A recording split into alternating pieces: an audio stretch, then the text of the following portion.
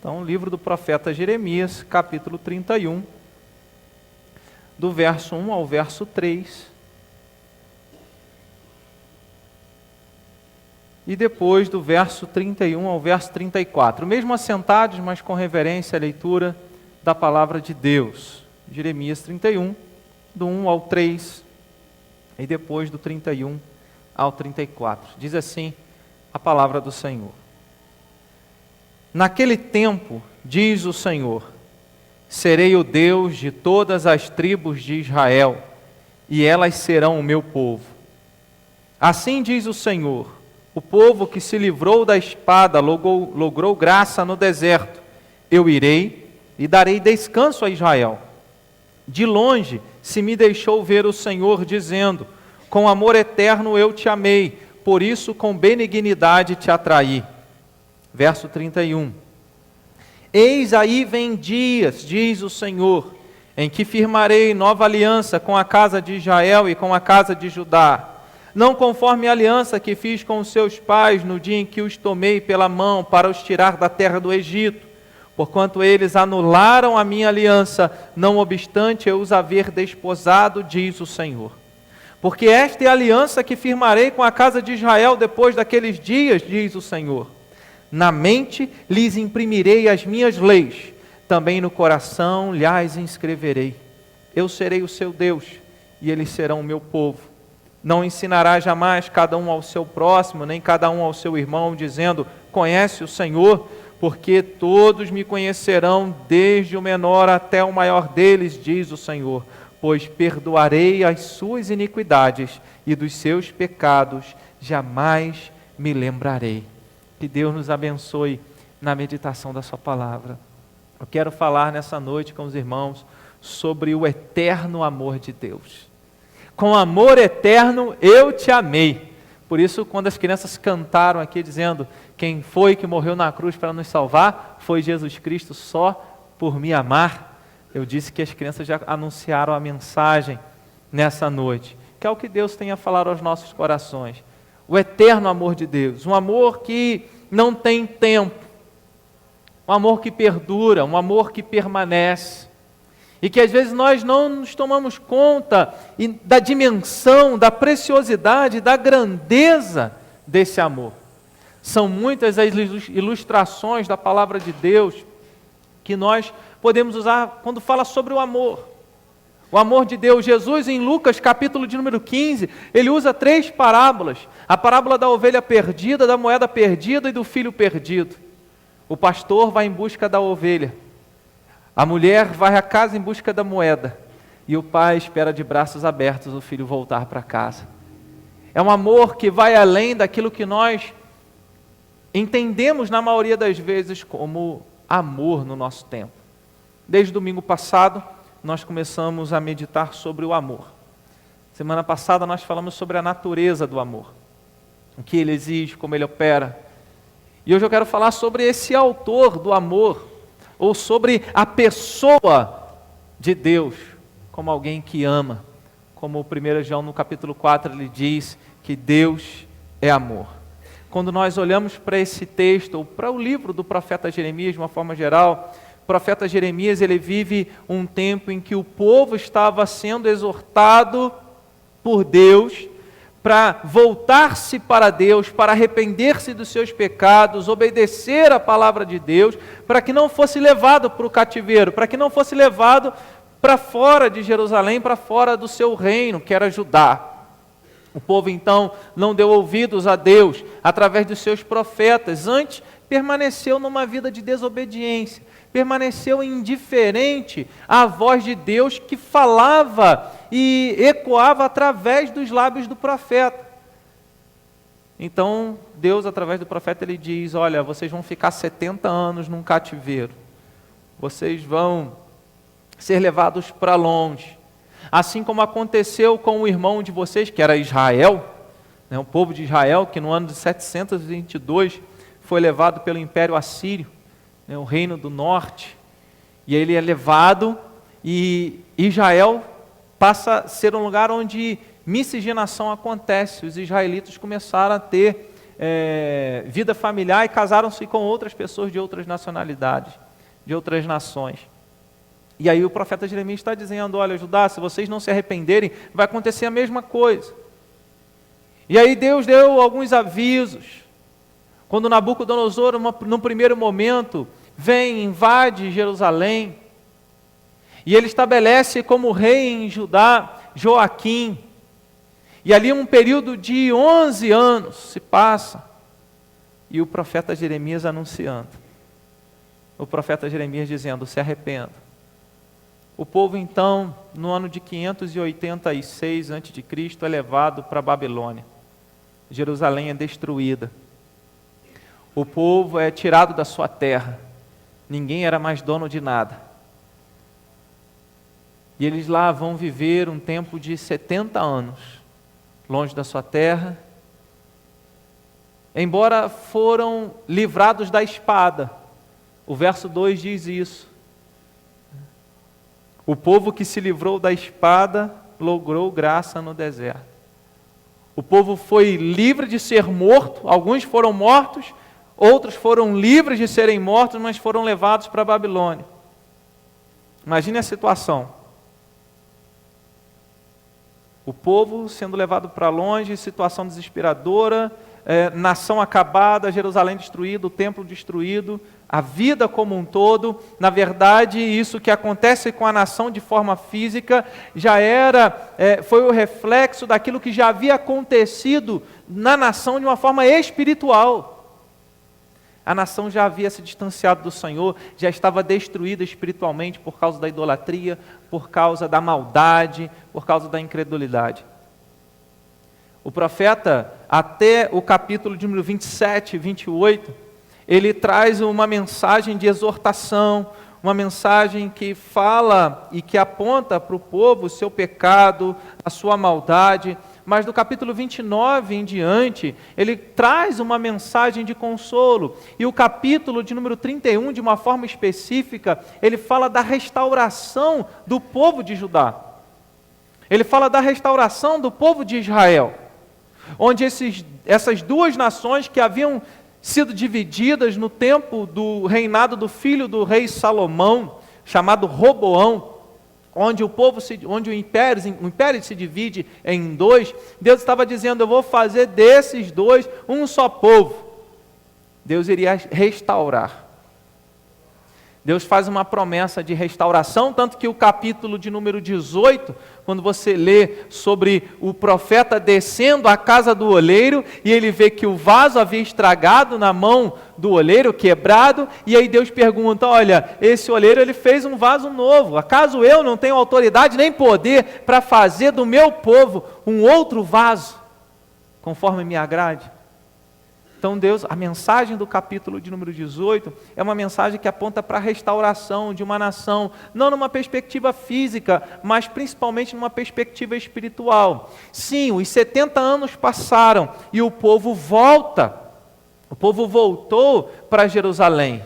A promessa que Deus faz de restauração aqui acontece. Uma restauração, como diz o verso de número 23, que eu não li, diz, assim diz o Senhor dos Exércitos, o Deus de Israel, ainda dirão esta palavra na terra de Judá e nas suas cidades, quando eu lhe restaurar a sorte. O Senhor te abençoe, ó morada de justiça, ó santo monte. No versículo de número 27, ele diz, eis que vem dias, diz o Senhor, em que semearei a casa de Israel e a casa de Judá, com a semente de homens e de animais. O que ele está dizendo é que ele iria plantar de novo. Ele ia colocar no devido lugar o seu povo, no lugar que ele havia preparado. Então esse texto, todo o capítulo 31, ele fala de uma mensagem de restauração. O amor de Deus é a causa dessa restauração. O amor de Deus é o fundamento que faz com que esse povo tivesse esperança de um futuro, como diz o verso de número 17. Deus estava dizendo, através do profeta, olha, tem uma esperança, existe um futuro para vocês. Os seus filhos, verso 17, os seus filhos que foram para a terra do inimigo, eles vão voltar de lá, eles serão restaurados. Então, nesse texto que fala de restauração, com base no amor de Deus, o verso de número 3, com amor eterno, eu te amei. Ele fala de uma restauração física, mas ele fala de uma restauração espiritual e eterna. E é nessa restauração que nós percebemos, nesse texto da declaração do eterno amor de Deus, nós percebemos como Deus opera. Irmãos, se algumas circunstâncias fazem a gente ter medo ou insegurança em relação ao trato de Deus conosco, a gente precisa lembrar desse amor que é eterno, que ultrapassa circunstâncias, situações, gerações. Em Êxodo capítulo 34 diz que Deus faz misericórdias até 1000 gerações daqueles que o amam. E justiça e pune até a 4ª geração daqueles que lhe desobedecem. Mas é um Deus que ama, que alcança, que atravessa gerações. Nós lemos na história dos reis sempre mencionando, olha, por amor de Davi, o meu servo, eu não vou destruir a casa de Judá. Deus faz isso, porque Ele tem um amor que atravessa o tempo. O amor de Deus vai muito além do tempo da sua idade, dos 30, 40, 50, 70 anos que você passa às vezes de lutas e sofrimentos. E você não pode deixar essas circunstâncias apagarem o eterno amor de Deus que nos atrai. Olha o verso de número 3, de longe se me deixou ver o Senhor dizendo, como se Deus estivesse de longe, mas Ele mesmo assim se revela, com amor eterno eu te amei, por isso com benignidade te atraí. O eterno amor de Deus trabalha em nos atrair para Ele mesmo. Como é que Deus faz isso? E aí a gente encontra nesses versículos, até o verso 9, ações de Deus. Quero te convidar a reparar comigo, verso 4, começa dizendo, ainda te edificareis e será edificada. Deus é o agente, Deus atrai e Ele trabalha para que esse povo esteja perto dEle. Então Ele está dizendo, eu vou te edificar, Israel, virgem de Israel. Verso de número 8, eis que trarei da terra do norte e os congregarei das extremidades da terra. Deus estava dizendo, o povo que foi para o cativeiro, o povo de Israel, que não tinha ido para o cativeiro, mas estava exilado, espalhado em vários lugares. Deus está dizendo, eu vou trazer esse povo todo, porque é meu povo, está longe, e eu vou restaurar. Verso de número 9, virão com choro, e com súplicas os levarei, guiá-los-ei aos ribeiros das águas. Nós não vemos em nenhum momento aqui nesses versículos, ou nesses verbos, uma ação do próprio povo em voltar a si mesmo para Deus. Mas nós vemos o contrário, um Deus que vem ao encontro do seu povo e atrai o seu povo. Como meditamos hoje pela manhã, muitas vezes Deus usa o sofrimento para nos atrair a Ele, para que nós estejamos mais perto dEle. E foi assim que Ele fez naquele tempo, quando Ele trouxe Babilônia, Nabucodonosor, e invadiu Jerusalém, destruiu a cidade, destruiu o templo, destruiu as muralhas, destruiu as casas, levou as famílias, todos, para a Babilônia. 70 anos eles ficaram lá. Deus usa a disciplina para fazer o povo dele despertar, acordar. O que você está esperando? E talvez aqui você precisa pedir a Deus, Senhor, fale comigo agora. Porque que sinal o Senhor tem me dado? Que acorda o Senhor tem mencionado para mim, trazido para mim, para que eu desperte, eu não tenho despertado. Porque Deus faz de todas as coisas e de todas as formas para nos atrair a Ele, para que nós sejamos restaurados, para que sejamos guiados aos ribeiros das águas. Para que nós tenhamos refrigério, como diz o Salmo 23, essas águas são aquelas que refrigeram a nossa alma. São aquelas que falam ao nosso coração. Jesus então veio ao mundo. E por onde Ele andava, Ele atraía multidões. Pelas suas palavras, pelos milagres, mas principalmente pelas suas palavras. Ele atraía as pessoas pelo jeito como ele lidava com elas no trato. Enquanto todas as pessoas queriam rejeitar os marginalizados. As prostitutas, os cobradores de impostos, todos aqueles que não se enquadravam, que eram rejeitados, a ponto dos religiosos questionarem lá em Lucas capítulo 15, falaram, este recebe pecadores e come com eles. Mas Jesus diz mesmo, eu vim para os doentes, não vim para os sãos. Eu vim para os doentes. E ao fazer isso, ele atraía essas pessoas que eram rejeitadas pelo mundo, pela sociedade, até mesmo pelos religiosos, e acolhia essas pessoas. Quando Jesus passava por Samaria, e estava indo em direção a Samaria, e aí ele fala, é necessário passar por lá, por Samaria. E lá ele encontra uma mulher, ele para num poço, a maioria que conhece essa história, ele para do lado de um poço, e vem uma mulher tirar água. Por volta de meio-dia, ninguém tirava água nesse horário, porque ela queria ficar escondida, não queria ter contato com ninguém, porque ela vivia num relacionamento que era errado. Ela vivia com um homem e não era casada. Não era, na verdade, pelo que o texto diz, ela era outra, e não a esposa. Porque Jesus diz, olha, esse marido que você tem, que você fala que tem, não é teu. Mas Jesus começa a conversar com aquela mulher. Primeira coisa que ela faz é estranhar, como sendo o Senhor, sendo um judeu, fala comigo que sou samaritana, porque desde essa época, quando Deus restaurou fisicamente a nação de Judá, os israelitas foram espalhados, e eles acabaram tendo a miscigenação da raça de Israel.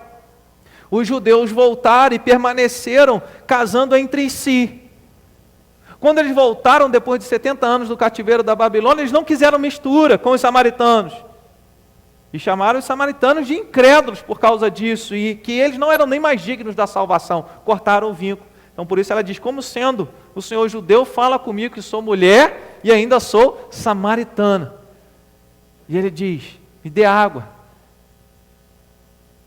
E aí ela fala, olha, você está me pedindo água? E aí ele diz, olha, se você soubesse quem é que está falando com você, você pediria água a ele, a mim. E a água fluiria no seu interior, de maneira que você não teria mais sede. Jesus então atrai essa mulher, atrai a atenção dela. E depois disso, ela sai transformada pelo Senhor, experimentando essa água que refrigera a alma, a água viva. Só que aí a história não acaba.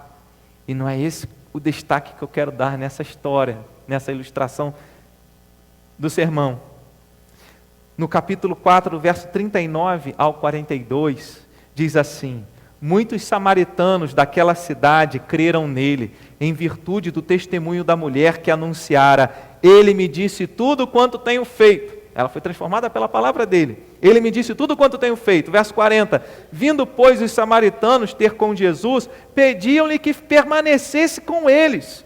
E ficou ali 2 dias. Muitos outros creram nele por causa da sua palavra. E diziam à mulher, já agora não é pelo que disseste que nós cremos, mas porque nós temos ouvido e sabemos que este é verdadeiramente o Salvador do mundo. Aquele que nos atrai, que andou no meio de nós, na humanidade, e nos atrai com a sua palavra. Palavras de amor, palavras que acolhem, palavras que transformam, palavras que exortam também. Mas palavras que mudam a nossa história. Ele nos atrai assim, com a sua palavra. Porque Ele nos ama, com um amor eterno. Mas é possível que você, como o povo judeu dessa época, conheça a voz do profeta de longe. Dia após dia, Jeremias anunciava, ia para as praças, ia para o palácio e anunciava a palavra do Senhor. E pode ser que você não seja a primeira vez que você ouça uma palavra de Deus. Você tem escutado.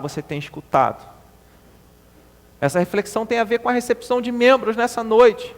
aqueles que ouviram a voz de Deus e seguiram por ela, foram atraídas por esse grande amor e eterno amor e corresponderam a essa voz. Mas existem pessoas que, como o povo de Deus no passado, que estão ouvindo a voz de Deus e deixando o tempo passar. Não buscam o Senhor.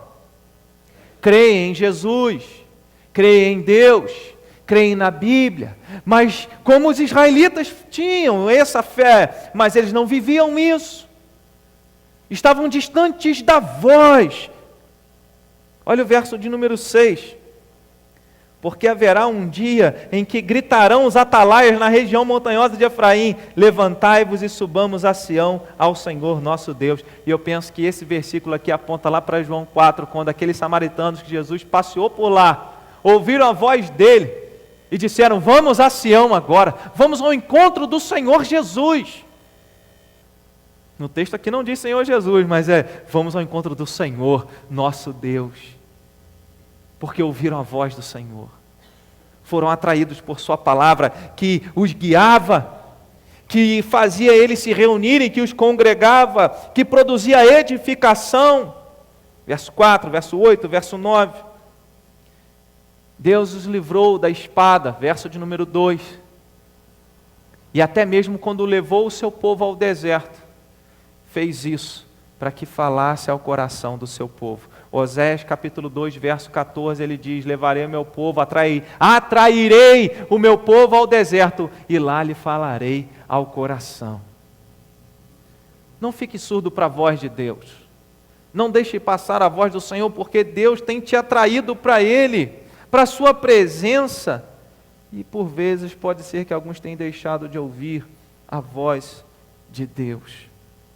Deus nos atrai de várias maneiras, de várias formas. Pode ser através de uma tribulação, de uma grande conquista, através de uma voz, através de um louvor. Nós ouvimos testemunhos de pessoas que se converteram lendo um folheto, outras ouvindo um louvor. Lá em Cordeiro tinha um vizinho que ouvia os cultos e a mensagem e os louvores. Ele não era da igreja. Tinha sido criado na igreja, estava longe da igreja. Mas eu saía, segunda-feira, passava em frente à casa dele, parava com ele, conversava, pastor, ouvi a mensagem ontem, ouvi os cânticos ontem. Existem pessoas que estão ouvindo. E você? Está entendendo que você não estaria aqui nessa noite se Deus não tivesse atraído você para cá? Você está entendendo que não é coincidência? Não é coincidência estar aqui. Você não veio até porque existem pessoas que vieram participar do momento de recepção ou por causa do coral. Você não veio aqui por causa disso. Quero ser bem claro para você. Você veio aqui porque Deus te atraiu com benignidade. Seja na tribulação ou nas vitórias, é sempre com o bem. Ele nunca faz o mal. É sempre de uma maneira amorosa. O primeiro recurso que Deus usa para atrair o povo dele é o cativeiro. O segundo recurso que ele usa para atrair o povo dele é o decreto de Ciro, quando depois de 70 anos libertou o povo dele de lá. Deus usa esses meios.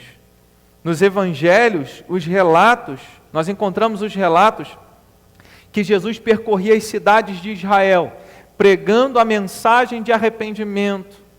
Ele ia ao encontro das pessoas para falar do amor de Deus, das boas novas. O eterno amor de Deus, além de nos atrair, nos leva à conversão. E não há outro meio, irmãos, nós podemos fazer estratégias, evangelismo explosivo, cultos contemporâneos, como tem essa moda aí, culto contemporâneo, culto, liturgia mais travada, cânticos mais animados ou hinos do inário. Não é a estratégia, não é 4 leis espirituais, evangelismo explosivo e evangelização pela internet. Não é isso que traz ninguém, mas é o amor de Deus que, além de nos atrair, nos leva à conversão. Não haveria como um coração ser transformado sem uma ação do amor de Deus. Deus, Ele opera o seu amor transformando e nos levando à conversão. Eu vou ler um texto que eu não li, que é o do verso 18 ao verso 22. E eu entendo com esses três textos, do verso 1 ao 3, 18 ao 22 e o 31 ao 34, eu estarei resumindo aqui todo o capítulo 31 para os irmãos. Então, o verso 18 ao 22, ele diz: bem ouvi que Efraim, quando você lê Efraim no Antigo Testamento, entenda a nação de Israel. É a diferença. Efraim é Israel, Judá é o reino do sul. Bem ouvi que Efraim se queixava, dizendo: castiga-me e fui castigado, como novilho ainda não domado. Converte-me e serei convertido, porque tu és o Senhor meu Deus. Na verdade, depois que me converti, arrependi-me. Depois que fui instruído, bati no peito. Esse bater no peito é um sinal de vergonha, sinal de arrependimento. Fiquei envergonhado, confuso, porque levei o opróbrio, a vergonha da minha mocidade.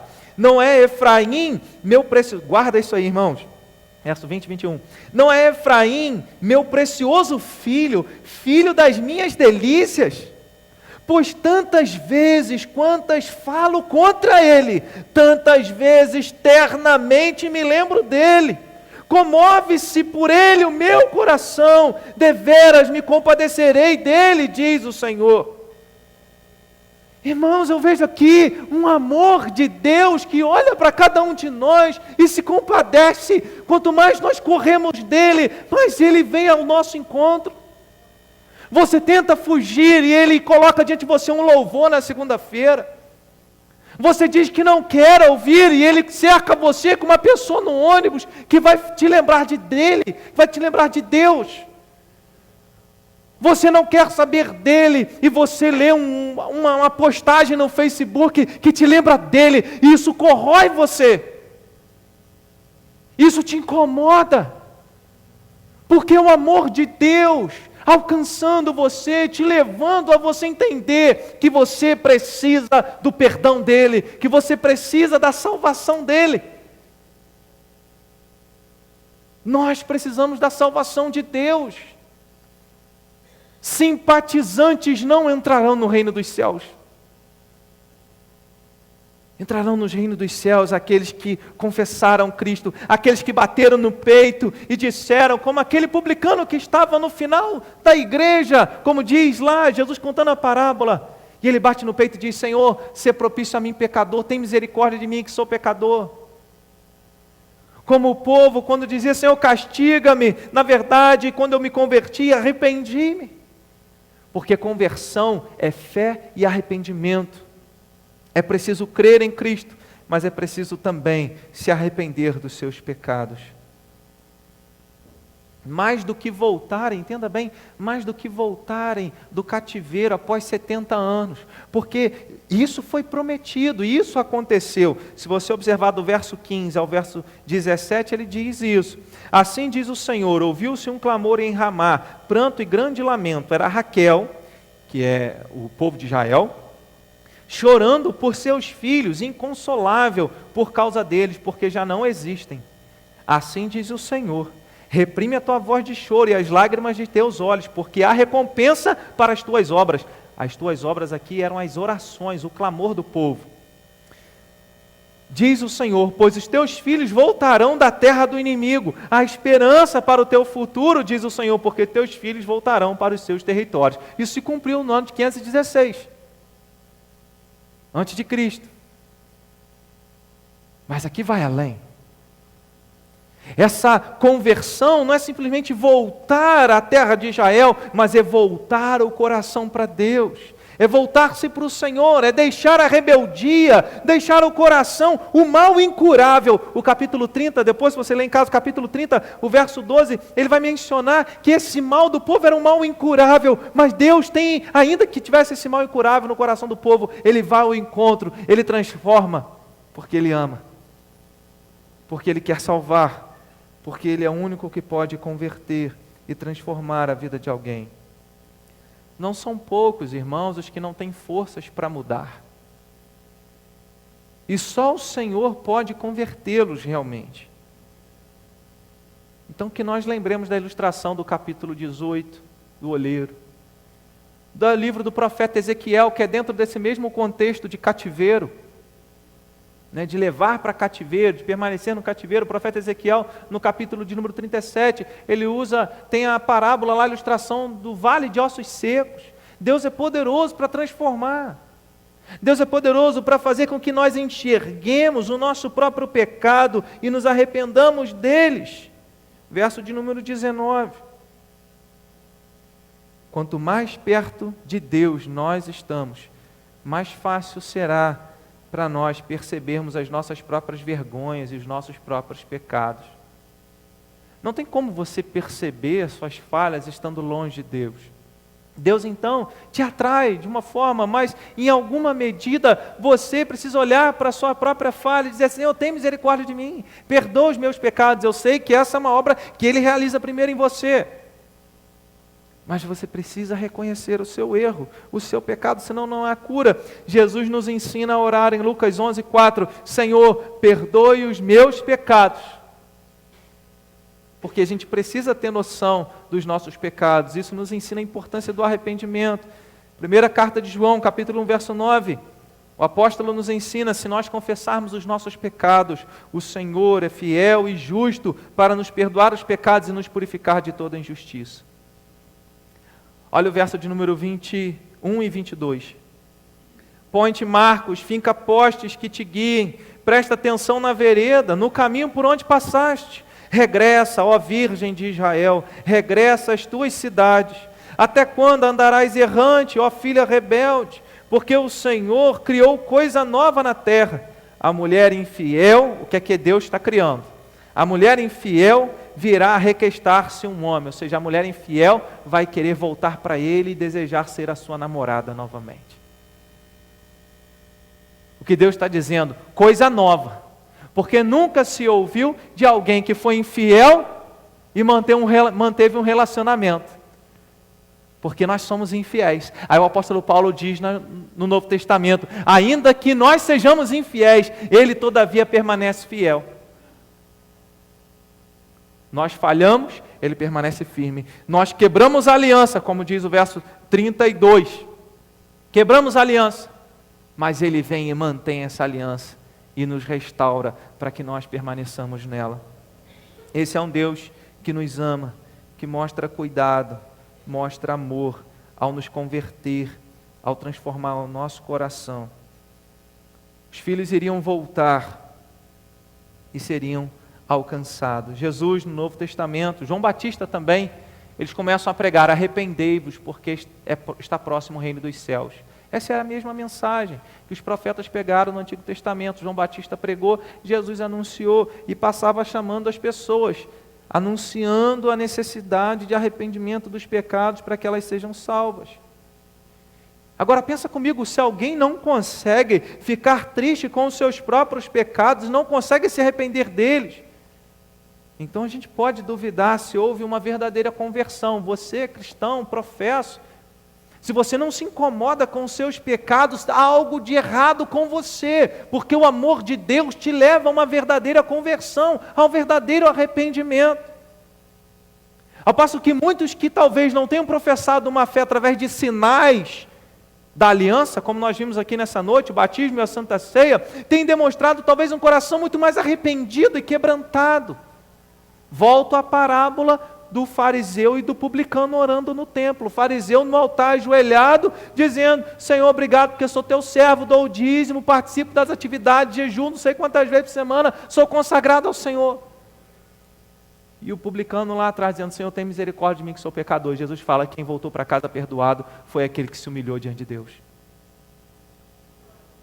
Então a gente precisamos pedir isso a Deus. Se não há isso em nós, precisamos pedir: Senhor, me ajuda a ficar incomodado com o meu pecado.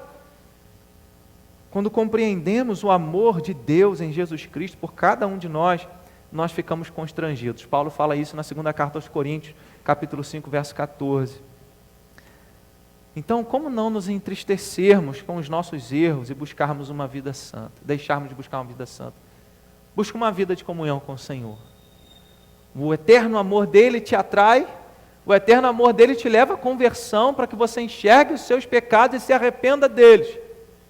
O eterno amor de Deus estabelece uma aliança que nos transforma completamente e jamais acaba. Uma aliança eterna, uma aliança perpétua. E aí o verso de número 31 ao 34 nos fala isso.